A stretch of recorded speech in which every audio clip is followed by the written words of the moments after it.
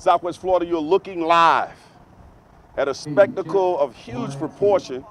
We're here at the Martin Luther King Day Celebration 2018, nestled in the heart of Fort Myers on the River District, also known as Centennial Park. Right behind me is the Caloochee River here in Fort Myers, Florida. This is Lee Pitts Live. We'll be covering the event throughout the day as we're journeying on the spot. Our first distinguished guest here is the first Vice President and the Education Committee Chair for the Lee County NAACP, Dr. Shirley Chapman. We're so thrilled to have her here. Dr. Chapman, welcome to the show. Thank you. Good to get you here. Dr. Chapman, first of all, before we even get started with you addressing some key issues within the Lee County School District as it relates to equity, Dr. Martin Luther King Day, I'm sure, is near and dear to you. When you think about Dr. King, what comes to mind? What comes to mind is, if he were alive today, he would be very disappointed at how much has been gleaned since he left. Because he started it, and we know the legacy that he has set, but we certainly have not advanced to the level that we should. Okay, that's straight and to the point. Right now, one of the things that's near and dear to you in the Lee County branch of the NAACP, which we're so proud that's keeping an eye out for what's going on in our community as it relates to education, is the education and diversity, minority people in the Lee County School District. Can you tell how we know this and the impact it is having on the students? Give us a little background. Well, we know from the data the schools have to report that the current policies in Lee County schools result in students of color having higher retention and dropout rates, lower graduation rates, lower enrollment in gifted programs, and an increased achievement gap.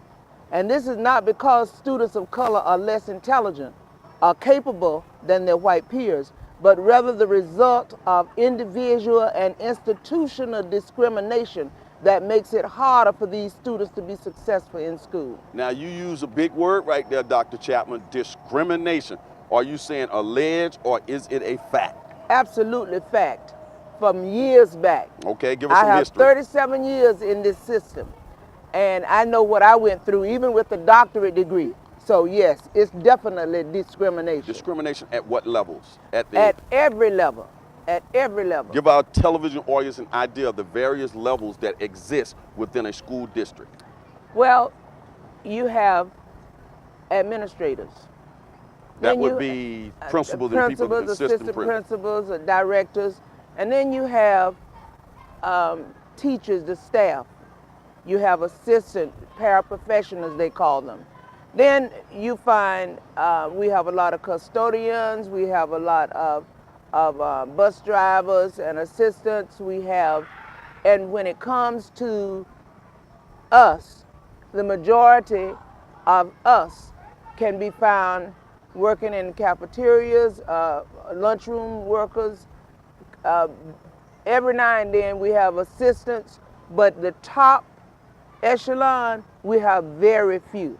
Would you say that a lot of that lack of minorities, and I don't, when you say minorities, you mean people of color? People of color, yeah. Would you say that's largely due to a poor recruitment effort, purposely, not doing what they're supposed to do, or is it difficult to get people here and retain them and get them promoted through the ranks? Well, it's twofold. It's twofold.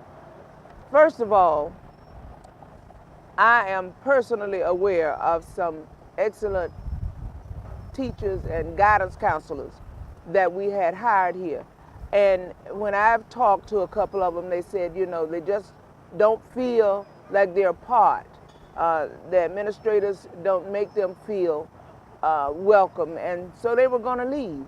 That's one part. Another part is I've never understood why the district goes out of town to recruit when we have local people that's highly qualified. I've just never understood that. Okay. The prison to pipelines, studies that show minority students in the education system in the prison, the pipeline to prison. Speak to that and how the lack of diversity in those positions that you just articulated can impact how the students perform within the school system? Well, two students can do the same offense, one white, one minority, and they get a different consequence. That's one perfect example. And when you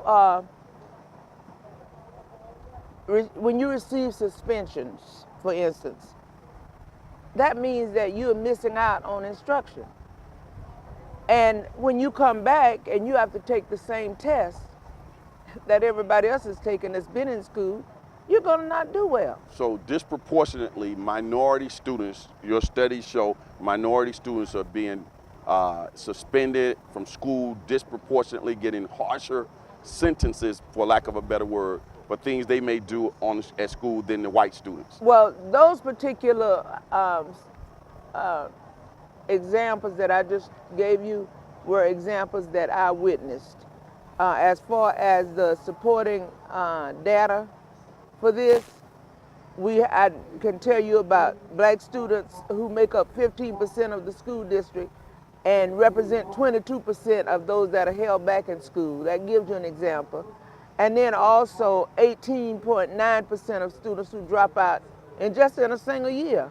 And then the Hispanic students make up 35% of the student population, but 40% of students who are held back and 40% of the single year dropouts as well. So by contrast now, white students who make up 45% of the school district, their population represent just 34% of students who are held back and 40% of single year dropouts. So you can just see the disparity just in that.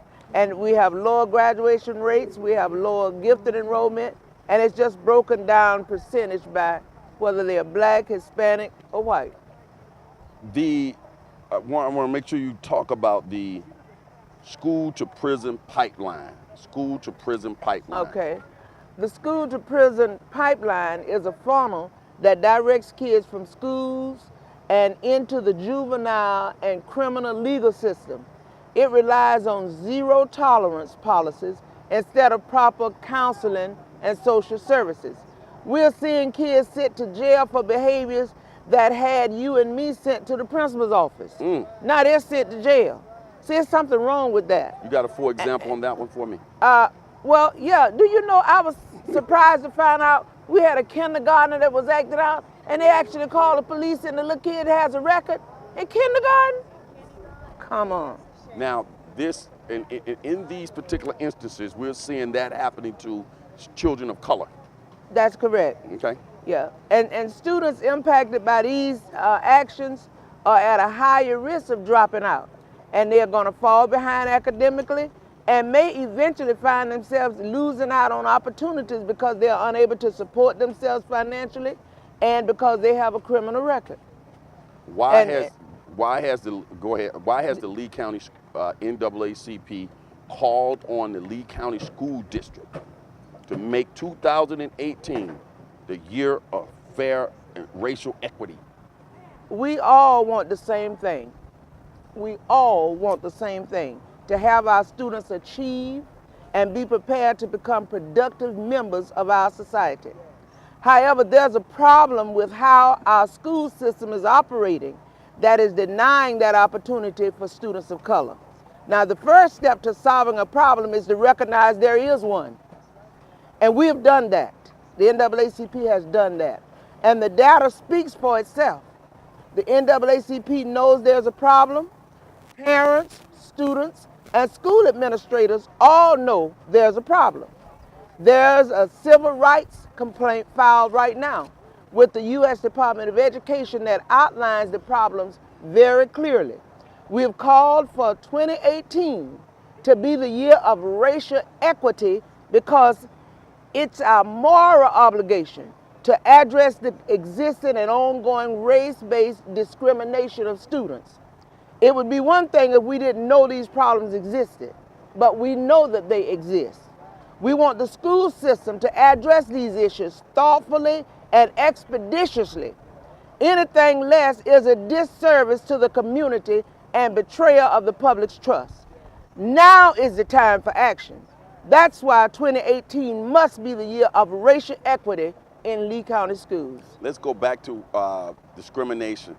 I would assume that there have been various people who have come to the NAACP over the years that brought this to your attention, and from your own personal experiences and seeing other teachers bringing things to your attention. So we got parents bringing this to your attention, teachers and administrators of color bringing this to your attention as well, correct? Yes, but a lot of times the people of color that's in the district are slow to speak on certain issues because of retaliation. That's right, because of their job security. And see, that's why they said that I was a real rebel, because I didn't mind speaking up even though I worked for the district. It held me back as far as promotions, but it was worth it for students' sake. And I must say here on air that I've said this on numerous occasions.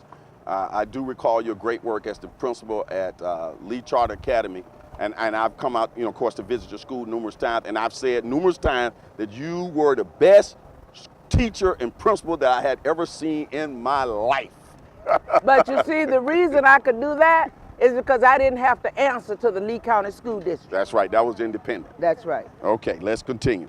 The Dr.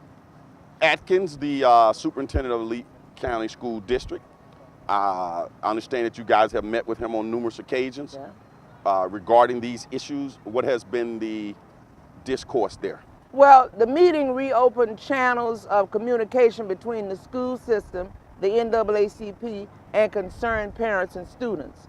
We learned that the system has taken some steps aimed at addressing issues of racial equity. Our dialogue going forward can now look to build on what they are trying to do, make sure it works, and find ways to do more. And see, we appreciate the superintendent listening to community concerns. We will continue to give input, and we hope that the school system builds on this conversation and dedicates itself to addressing these important issues.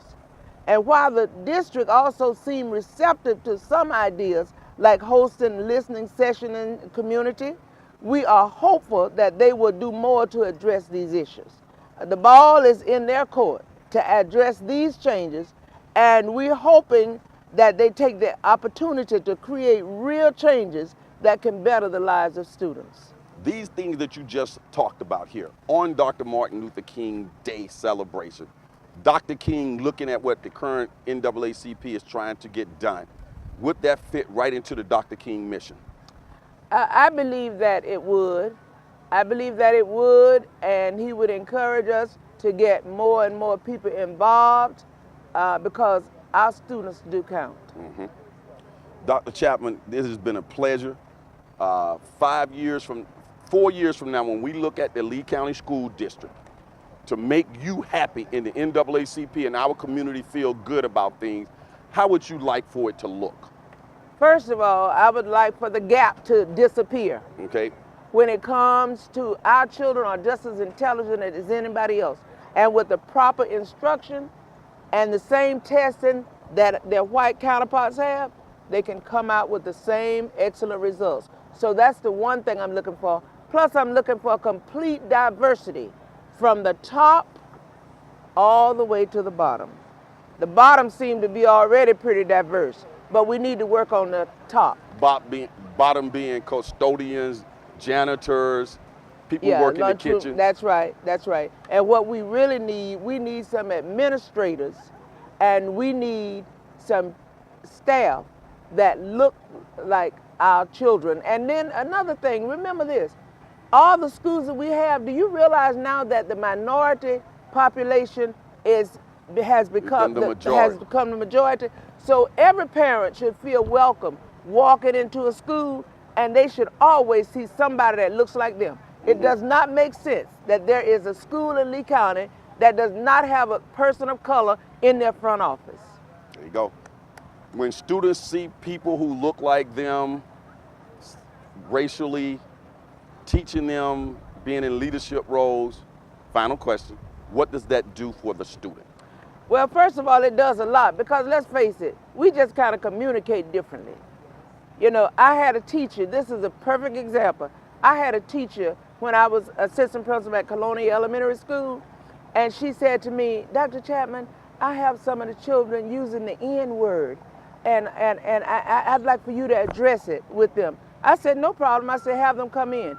So she brought them down, and I said, but you'll need to leave. And she said, I need to leave? I said, well, you can stay if you like, but I can't talk to them the same way. I got you. See, in other words, we have to know when it's time to hold, I think that was Kenny Rogers, and when to fold. That's Kenny Rogers. See? You got to know when to hold. All right. Know when to fold. That's right. This is Dr. Chapman, the first vice president of the Lee County branch of the NAACP. Big shout out to my good friend over there, James Milwaukee, the president. She's also the chair of the education committee. She's keeping an eye out for you and me as it relates to equity and everything else in the Lee County School District. When we come back, we'll have another distinguished guest right here on Lee Pitts Live. Thanks for joining us, Dr. Chapman. All right. Give her a hand.